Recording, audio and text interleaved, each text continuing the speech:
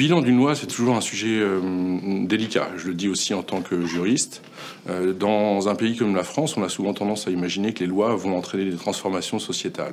En fait, les lois ne font que les interdire ou les autoriser, mais les vraies transformations viennent de la société elle-même et non pas des lois. Faire le bilan de la loi de 2005, finalement, c'est malgré tout se dire que une loi va permettre à un certain nombre d'organisations publiques, privées, en l'occurrence pour le FIPHFP public, une transformation en profondeur de la société elle-même.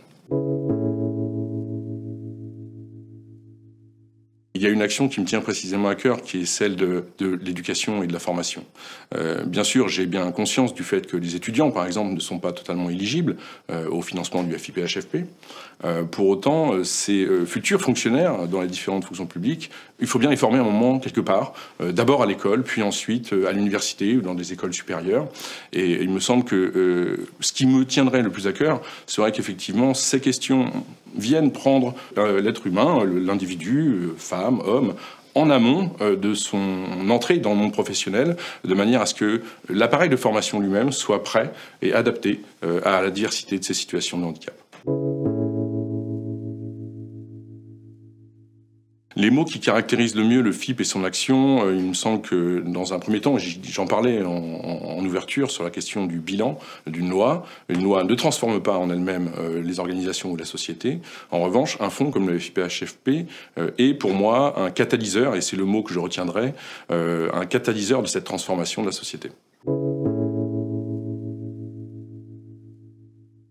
Une anecdote avec le FIP à partager, oui, j'en ai une absolument. Lorsque le FIPHFP a conclu avec France Université le partenariat pour justement développer des actions entre l'enseignement supérieur et le fonds, nous étions, nous, quelques jours plus tôt, en comité de direction, à nous interroger sur comment pourrait-on faire évoluer notre offre logicielle pour les universités dans cette direction d'une meilleure inclusion numérique, d'une meilleure accessibilité numérique. À part se dire, bien, ok, on va mettre une enveloppe sur nos fonds propres, on va pas demander aux universités de nous payer en plus, on va essayer d'agir avec les moyens qui sont ceux qu'on a à bord. Quelques jours plus tard, donc, je me retrouve en Assemblée Générale de France Université lors de la signature de ce fameux partenariat, et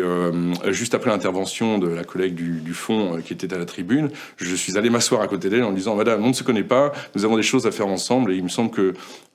si le fonds l'accepte, nous pourrions aller plus vite vers une inclusion des personnels en situation de handicap au travers des logiciels de gestion financière, des logiciels de gestion des ressources humaines, des logiciels de gestion de la scolarité, et qui permettront de cette manière à ces personnels de s'intégrer plus facilement dans les universités ou les écoles. Un an plus tard, nous avons conclu avec le FIPHFP un accord sur le financement à hauteur d'1,5 million